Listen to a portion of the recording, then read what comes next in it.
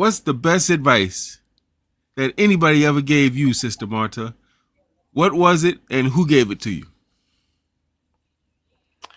Well, I have to say that my best lessons came from Malcolm X. Hmm.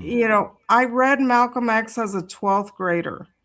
Um, and I actually read it in a little Catholic school, um, from a young, idealistic, white teacher right out of college. He assigned it in our English classes. And for me, um, just the teachings of Malcolm, the way, particularly when we look at, his how he transitions through life and the life lessons that he talks about and the history that he talks about, uh, you know, I took that as Malcolm speaking to me. And it's interesting because there was an article in the Young Lords paper. I don't remember what year. Um, and the title of it was Malcolm Speaks, either to all of us or Malcolm Speaks for all of us. Um, and I don't know that there was one specific lesson. I did have, the honor and the opportunity to meet, a lot of people that gave, a lot of themselves, that organized for years in and out of the Young Lords. Um, I had met many more people actually outside of the Young Lords who continued to do work, and their life and their sacrifices, were inspirational. So I think it is important whether you're a student or whether you are self-taught, an organic intellectual. And I use Malcolm as a key example of an organic intellectual who can go toe to toe with any person. I don't care how long you were in academia. um and so it is possible. It helps when you take a class though, and you're introduced to different materials. But I do gain inspiration from the histories. And what I found in myself was that I was always looking for the histories that were not taught, right? Like, why, when I wanted a general, um, lesson of on the Caribbean, a general history of the Caribbean. I'm on the West Coast where there are fewer Caribbean folk. So, that's a little bit harder to find, but I had to piece things together. Um, but I found them, right? And I teach them. Um, I also think that it's important to really look at the histories that are common to us, right? So, as when I teach history of the African diaspora, right? And so that's concentrated if it's within the US, or within the Caribbean, or Brazil, or those places, coastal Central America, which all have populations that are, Afro diasporic. But when I teach those, I tell students, I'm going to share experiences that are in these histories that are very painful, and I don't think we should shy from that, away from that. There is a tendency in academia sometimes, the new language is that, well, if you're if you're just talking about the violence, of enslavement, then something's wrong. Then you're painting the African diaspora as, as victims.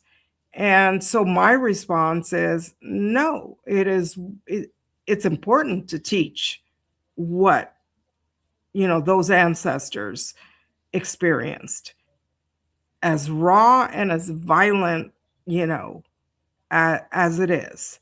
Um, but it's equally important.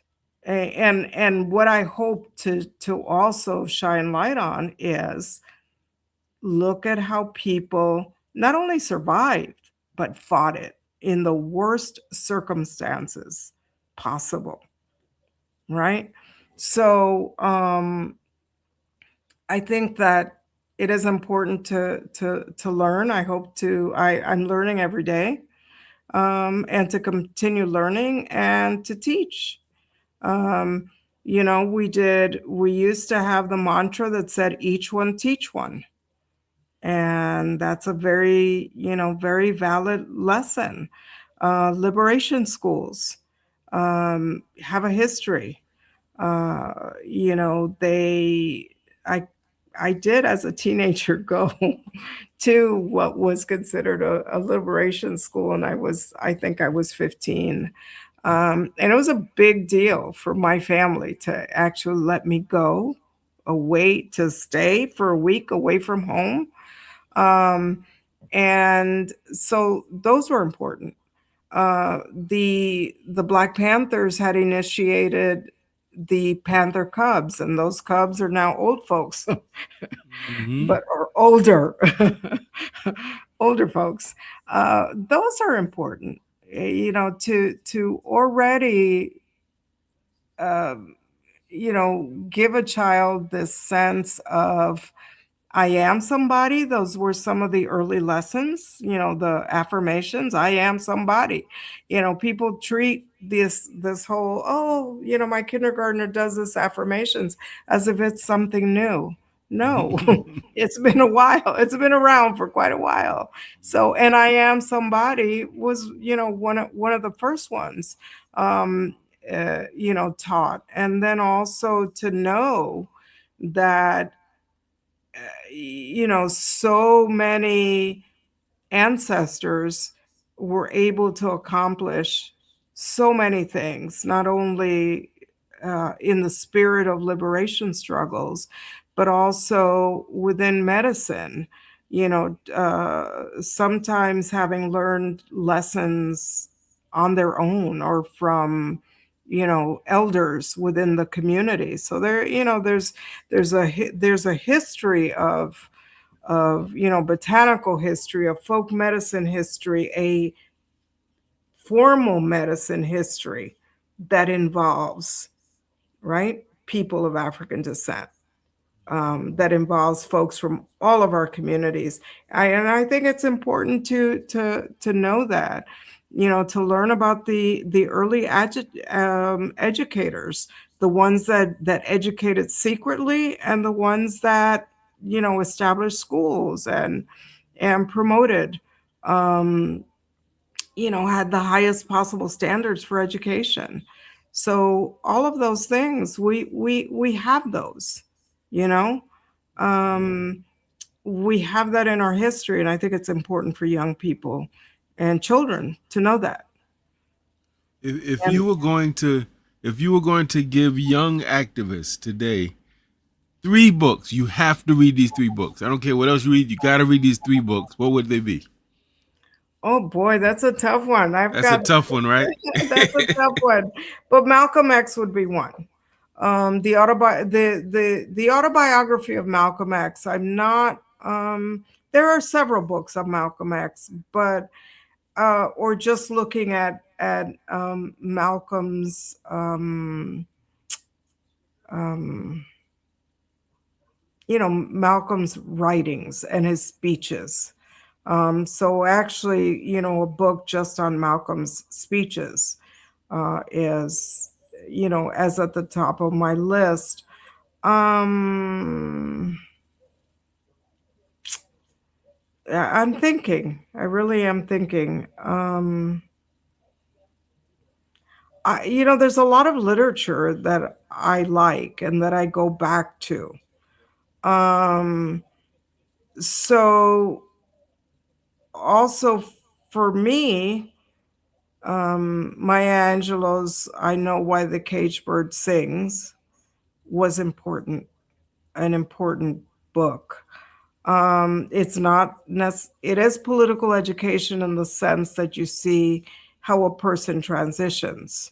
And keep in mind that Maya Angelou goes, later in her life, goes to Cuba, to conferences in Cuba, goes to Ghana, when it's a new decolonized, newly independent country.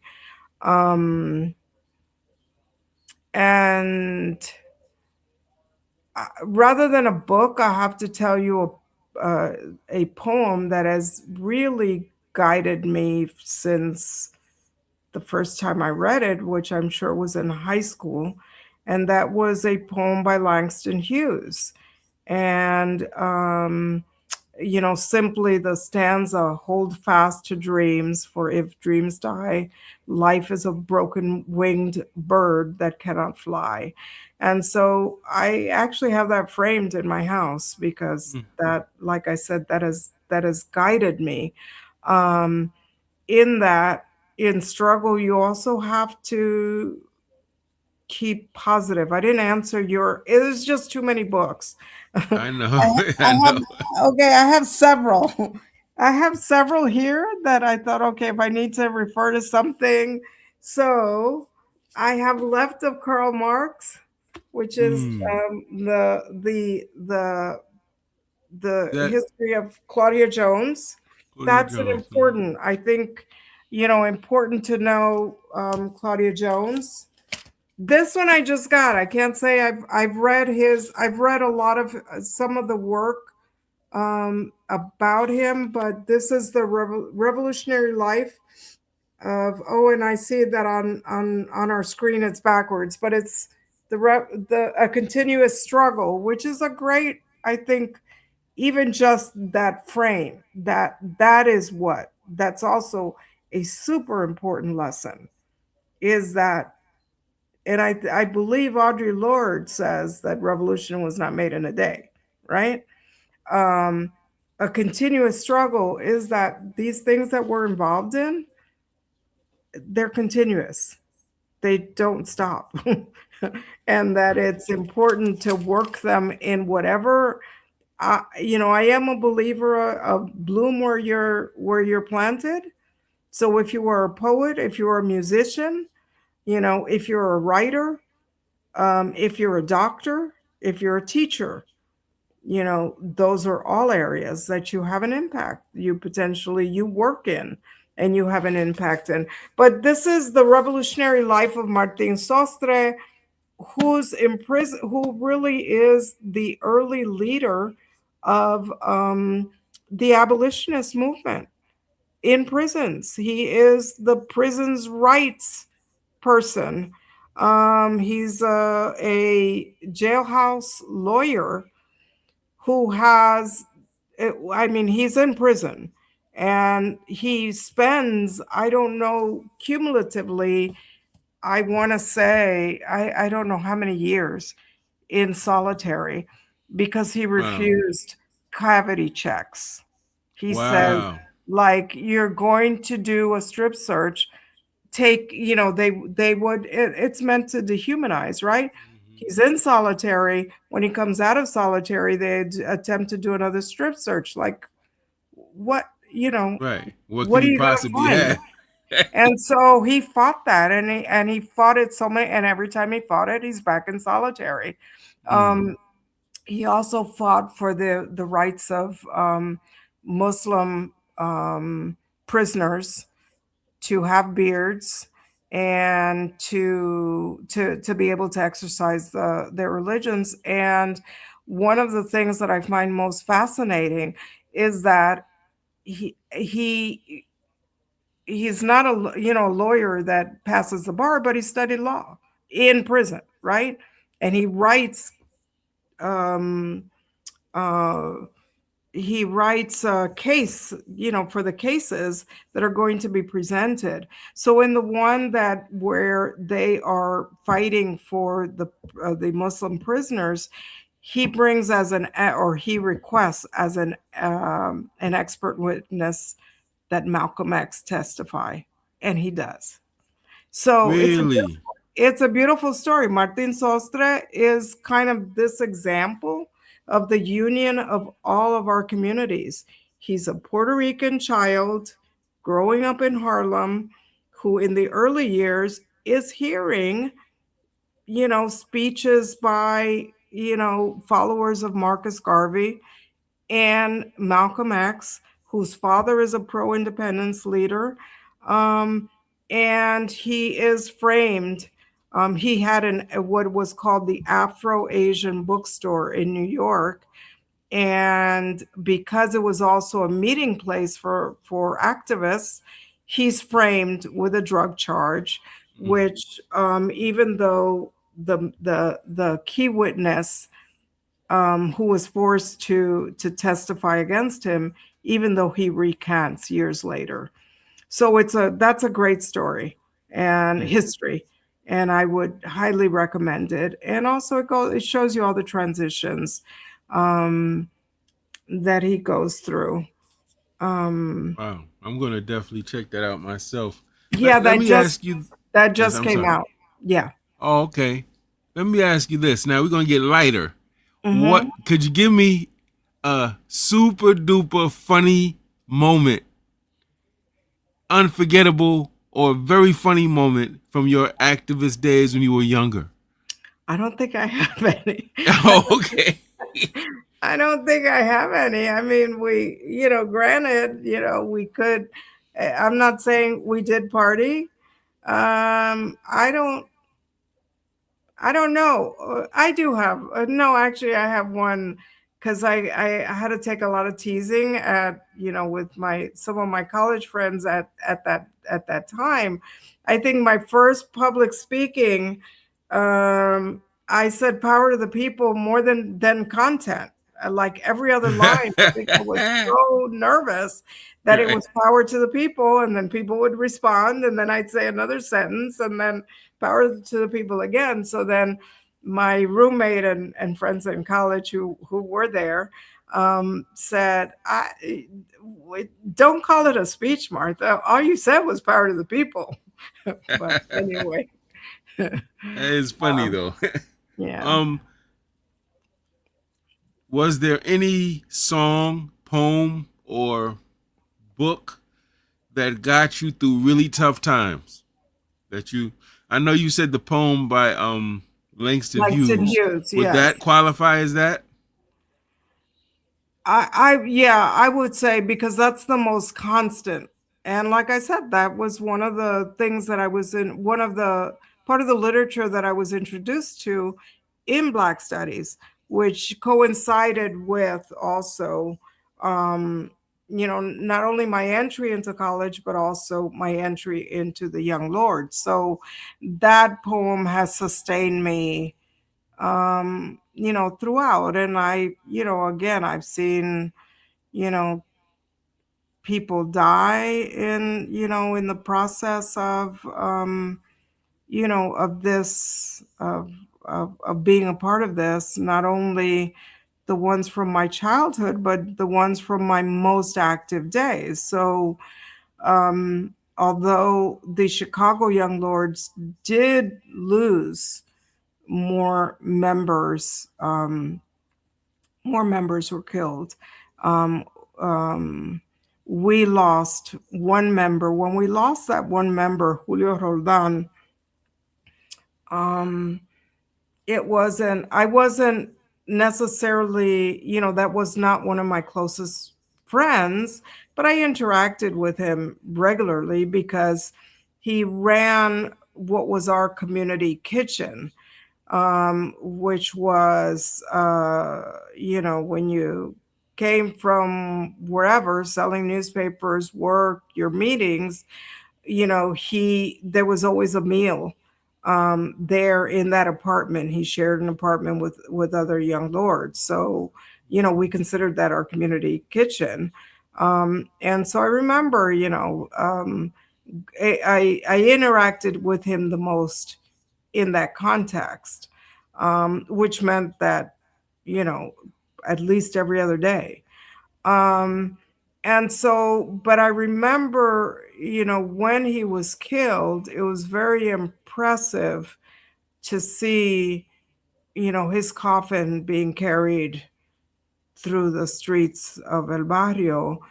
And they were carried by different members of different organizations. It wasn't just Young Lords. It was Panthers. It was Brown Berets. It was, I work Quinn, or I always mispronounce that, but I work Kun, which is the Asian organization, at least on the East Coast, that was closest to the Rainbow Coalition, or that eventually becomes also a part. But when you saw all of these different members from these different organizations, there really was a sense of solidarity and camaraderie, that we are here to, to mourn this member, whether or not you knew him. um, so that was very impressive. I think I went off from your That's question, okay. but it is a. And so I have one last. Mhm. Mhm. Uh-oh. Oh no, I wanted you to finish. You were talking. I didn't want to. I'm No, sorry. no, no, you're fine. I was Okay. going to say that Uh, was just it's sort of one of those portraits in life that you have as a memory and you keep.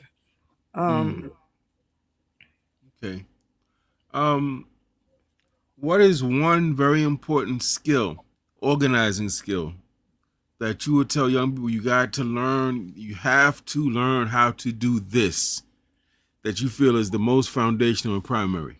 I think you have to have empathy. You have to be sensitive to the different issues in the community. I mean, that's what we responded to. The poor housing. It wasn't, these are just words. You saw this, and there were people that were suffering more than you or your families. So you have to have a sense of understanding of what it is that people um, are going through, and then connected to that, you have to know how to talk to people. You have to be able to connect, if it in whatever way. There are some people that are, beautiful on a podium, that say all of the right things, that can give you the speeches that touch people.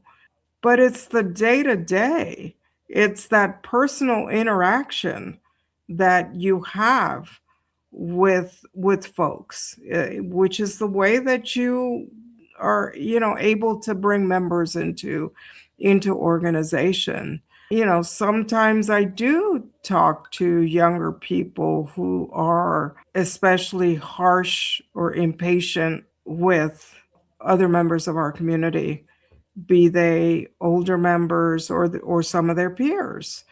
And so how do you organize? You keep imparting the lessons that do speak to folks. Because I work now, my primary work is with college students. It's a little bit difficult. It's not always easy for everyone to respond or to connect to um, the problems in the community, because I feel like the systems have done a good job of isolating, right? Putting you into a campus community, which has a level of privilege and also works to kind of, hermetically seal you off sometimes, unless you're in a campus that's right in the middle, of a community of color, of a poor community. They do a good job of helping students forget where they came from. So, which is, also another lesson is that you have to remember where you came from and who you came from, you know?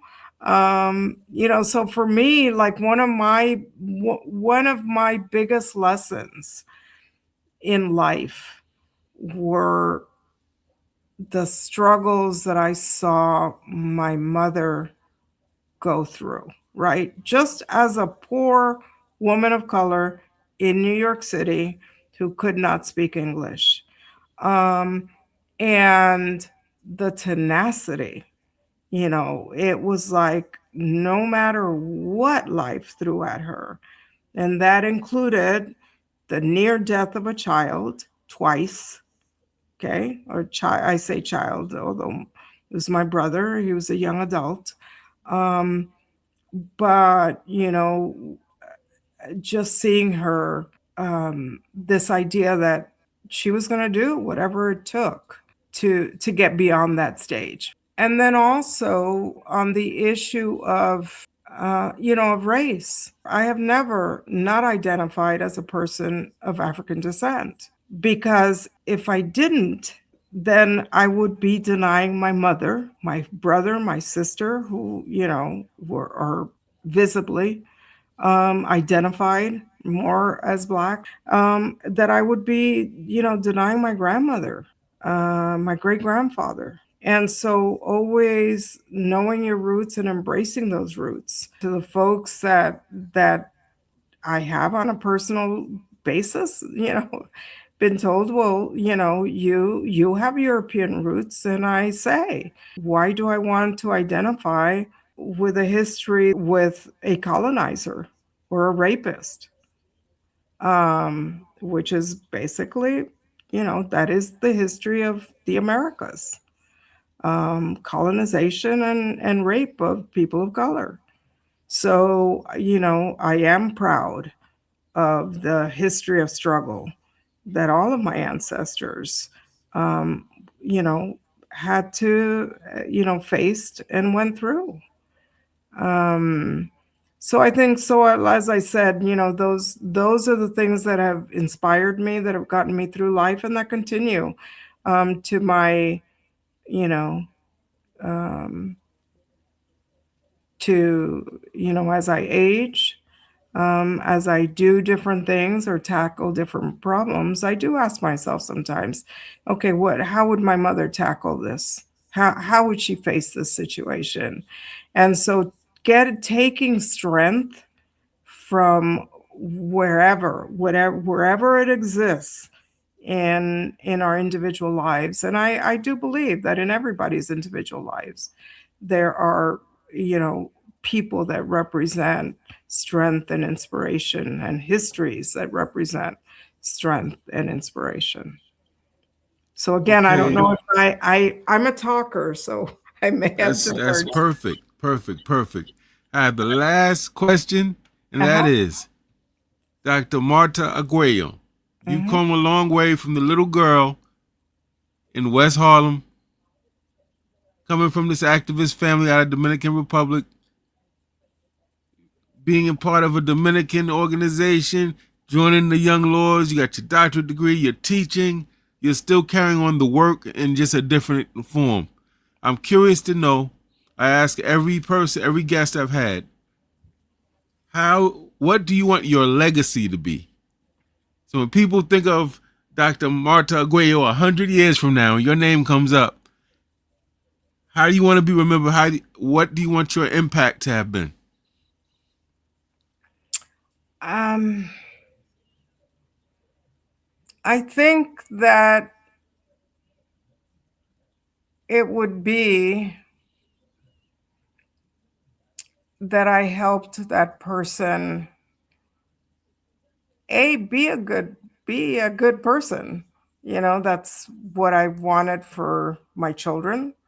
That's my highest aspiration, that they're good people and good citizens of the world.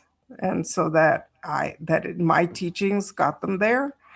Um, yeah, and that I helped them embrace who they and be proud of who they were and embrace the histories that that we come from.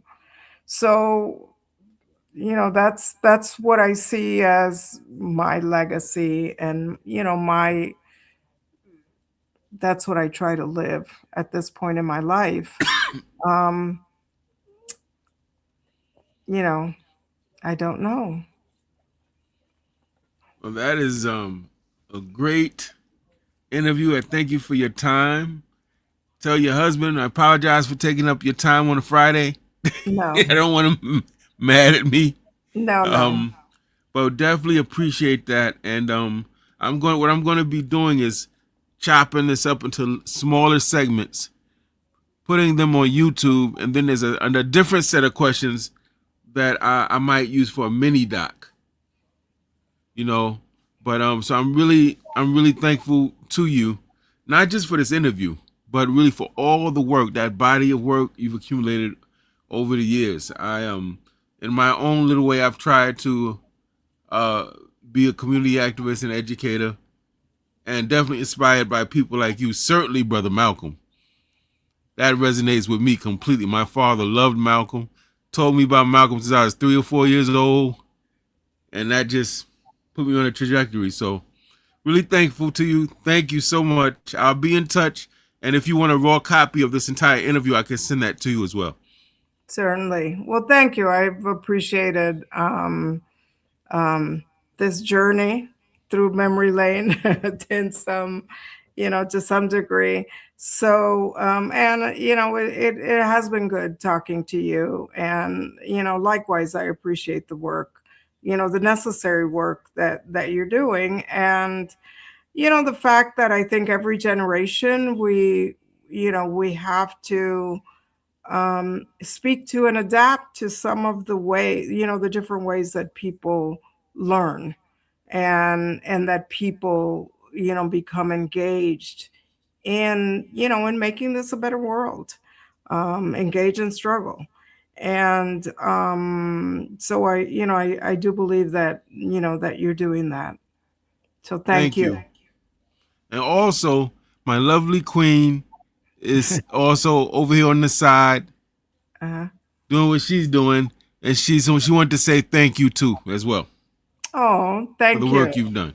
Thank you. Thank you. I appreciate that. Yes. And so I'll be in touch. By the way, the interview with Baba Carlito was great too. I mean, I got some good stuff. Daruba bin Wahad. I got oh man, some good people, good people. Oh, And I'm trying good. to get Good. more sisters too. I don't want this to be a male-dominated story. Yeah, that's right. And Yeah.